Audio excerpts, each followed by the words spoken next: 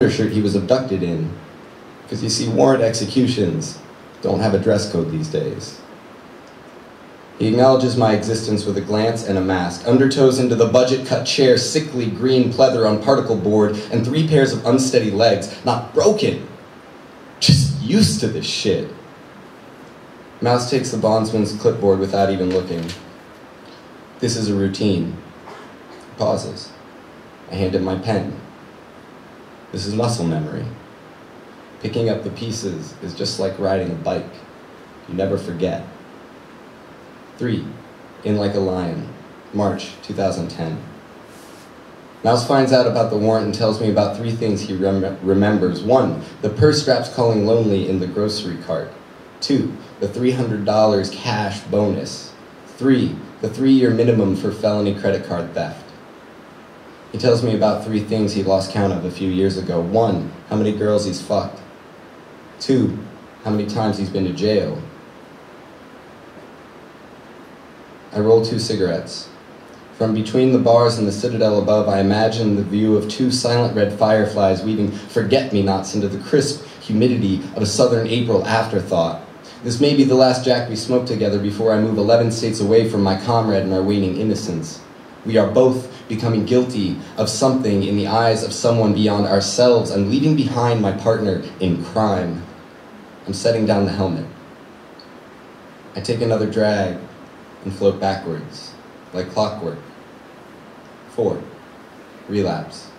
February 2010. His girlfriend and I are the only ones who know he's relapsed besides the dope man. Tina keeps her promise and leaves him. He runs out of money, runs out of smack. He doesn't know I know this, but I've heard this shaky baritone, this voice before. I know it like the back of the book that I dodged by using in seclusion. I can see his waist size shrinking through contracted pupils. I spend 3 days listening to him vomiting through the bathroom doors. 3! How many times he said, "This is the last time."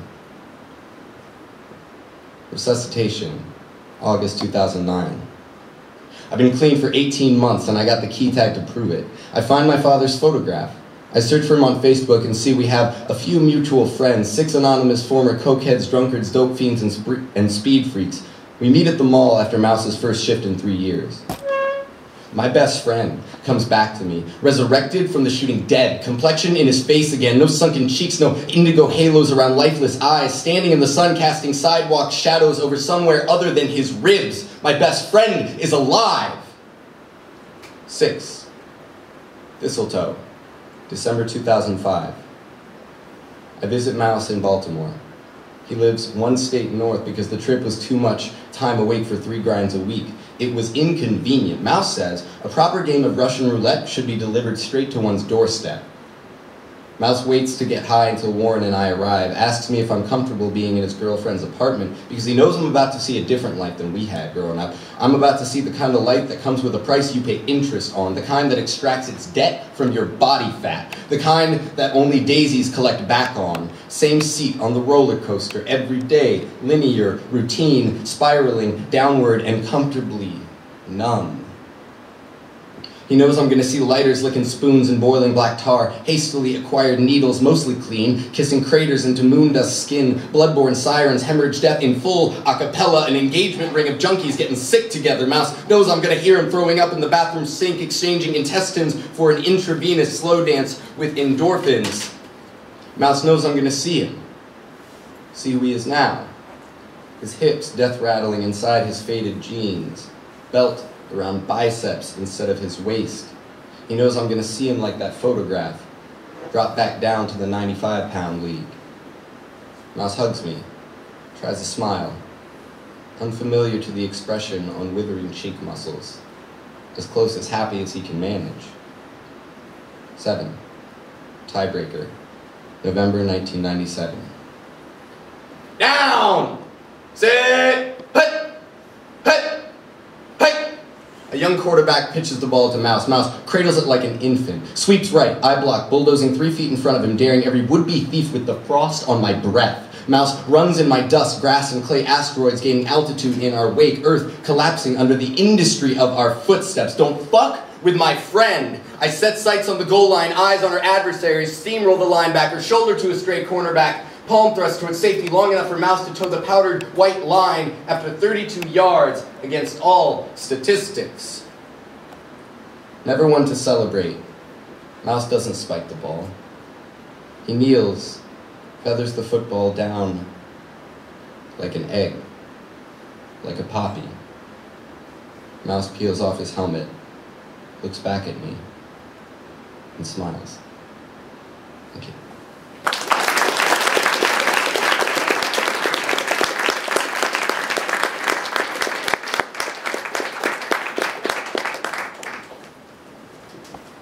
Thank you very much. Brian McCracken. He's from Virginia and DC area. This isn't his first slam. He cut his teeth in Washington, DC, where he grew up. He likes the competition, but he thinks the point is the poetry. He's also part of the Old Growth Collective, and you can see him or Sarah, I believe. He told me to do a shout out about chapbooks that he's selling to raise money for Old Growth. So, also, dealing with tonight and the voting process. This is the ballot. And when you leave here for tonight, after everybody goes, we're gonna have the band and then everybody votes, or if you want to vote. I don't suppose you have to vote. But these are gonna be there along with lapiceros. So, yeah, let's get this going.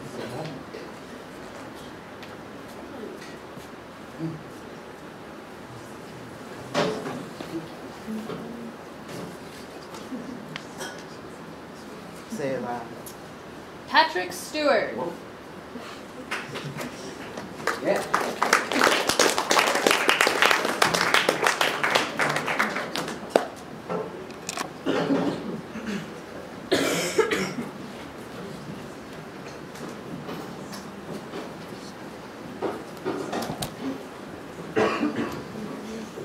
The title of this poem is a quote from a movie called Pump Up the Volume. It's called, I'm a member of the Why Bother generation myself.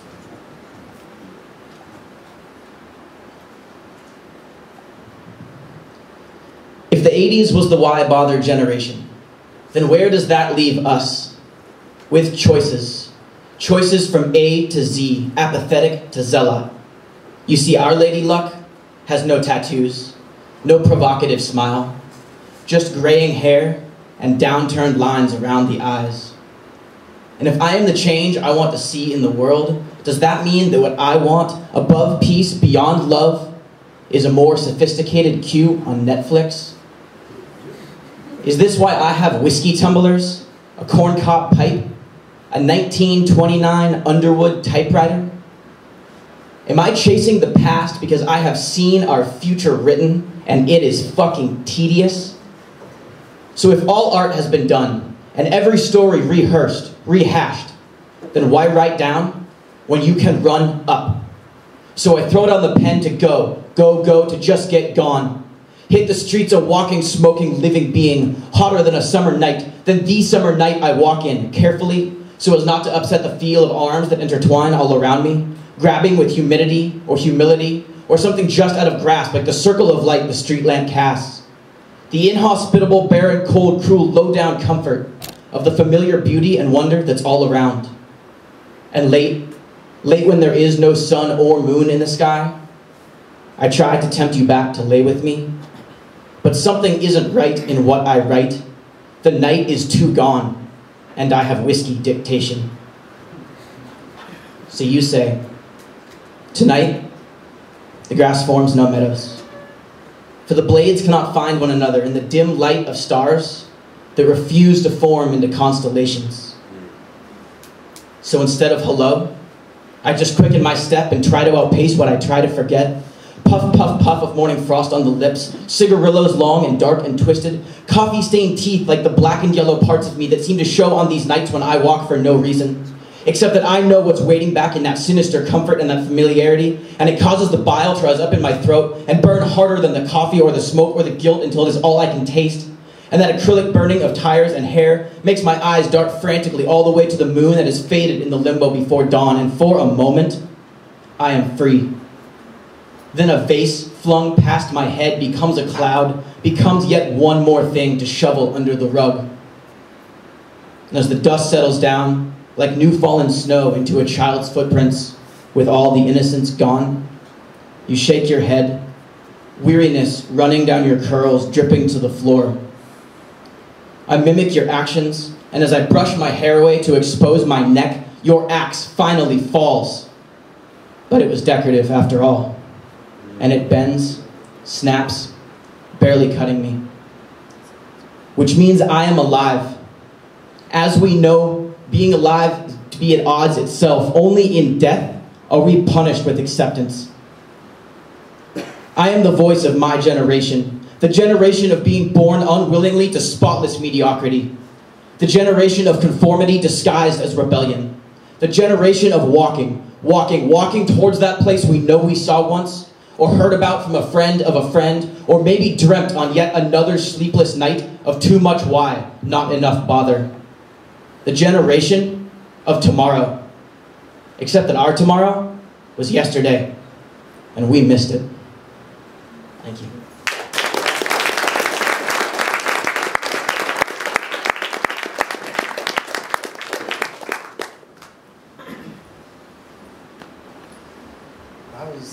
That was Patrick's first slam. It's pretty surprising. Patrick's from Bainbridge Island.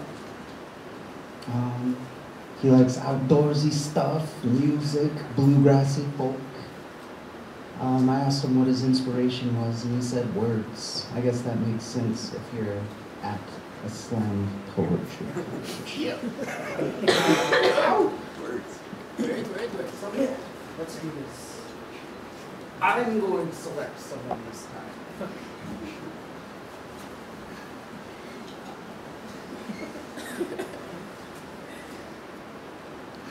And it's someone in the back. You have to yell loud.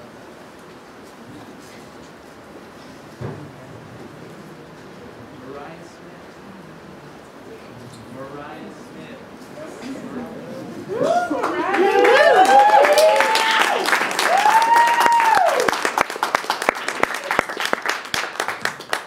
Hey y'all. So I told Noble that I didn't know what my inspiration was, but really, my inspiration is chocolate. So don't judge me. This poem is called I Want to Love You. So I'm not very good with words, because when I look into your eyes, what I'm trying to say gets stuck in my throat, and then I start to choke, and it all comes out like a waterfall, and I don't really know what I'm saying. I'm going really, really fast, and I really just need to stop and take a breath. Like I said, not very good with words. But if I was, I would tell you, I want to love you. I want to love you from the very beginning. The prologue that initiates when I print a kiss on your virgin lips and we go to the presses to publish volumes. I want to love you like the first warm day in May and lick the sun rays off your skin. I want to love you like analyzing your text messages and searching for an alternate meaning to the things that I'm seeing, because I'd have to be blind to miss the sweet nothings burrowed within the lines of your shallow replies. Whether it's like Benny and June or Johnny and June or a thunderstorm in June, so much that it could cause a flash flood, but not enough to destroy you, I want to love you. I want to love you like I can still taste your tongue in the morning and through the day. And it makes my stomach clench and my heart race, and thinking about your mouth kissing me all over is really distracting when I'm trying to take my seminar quiz. I want to love you tragically. Like a honeybee that flies for miles and breaks its own wings searching for that one perfect flower. I want to love you like two people holding hands falling from the World Trade Center. Immediately, fearfully, and infinitely. I want to love you like a house engulfed in flames, burning through our memories, our hopes, and our dreams until all that's left is a charred pile of who we used to be, and the softness of the glowing embers echoes your last touch. I want to love you to the end, through the chocolate fudge brownie ice cream, through screaming your name out in my sleep and crying when I watch Jerry Maguire because it's your favorite movie and it's the only piece of you I have left. I want to love you like going into psychopath mode and making our house float with 1,000 helium balloons and accompanying a cross-dressing bird on an international adventure which inevitably makes my heart break for missing you more. Whatever conclusion we come to, I want to love you. Like our kisses were wrapped in packages with pistachios and you had to fight for each one, but it's worth it because you can never have just one pistachio. Like Rachel and Ross, two lobsters holding claws, dancing around the tank until we can no longer see because we're lobsters, who gives a fuck? Like a Macklemore song. Can't change, even if I tried. One being, heart beating, universe falling. It's a rite of passage. I'm not trying to be corny, but this is fucking awesome. Like whispering your name again and again in my head. So maybe later I can shout it in your bed. Like pouring my heart out at a poetry slam and hoping that the hands you used to applaud me with are the same hands that want to love me too. And after all of that, you still had to ask, why? Why? Well, let me put it like this. When you laugh, my heartbeat sinks to that sound, and the rhythm ripples through my body, drowning me in your snickers and grins, and all at once I realize I would rather grow gills and swim inside the reverberation of your reverie than ever breathe oxygen again. When you touch my hand, it sends shockwaves across my skin, and in your wake, you leave me trembling. The goosebumps surge over me, and in my distress, the only thing I can hope for is that you spend the night trying to read them like Braille. When I talk about you, I don't know what to say. The reasons are infinite, but I'm afraid that if I utter these truths to give them wings, they'll fly away and I'll be left with the shadow of a doubt. But silence is frowned upon when people expect the words. And I know you love poetry. So I'm going to box up these butterflies and wrap them in pretty pink ties and wait for it to sink in. And some people may say it's not important because it's not about politics or religion or prejudice, but they're wrong. It's about love, and I dare them to tell me what could be more significant, because politics is just the love of lies, and religion is the love of what you can't define, and prejudice is the love of ignorance and pride, and there is nothing that means more to me than you. You want to know why? I want to love you because I already do. That's why.